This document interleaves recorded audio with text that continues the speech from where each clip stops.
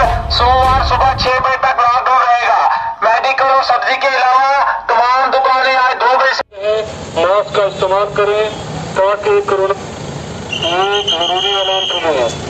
Corona virus के बढ़ते हुए रुझान को देखकर बहुकमे एडमिनिस्ट्रेशन यूपी जम्मू व कश्मीर इन रोज शुक्रवार 2 बजे से लेकर सोमवार सुबह 6 बजे तक जिला हैजा में मुकम्मल लॉकडाउन होगा।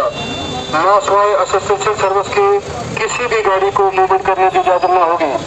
मासवाई असिस्टेंशियल सर्विस की किसी भी दुकानदार को दुकान खोलने की इजाजत न होगी।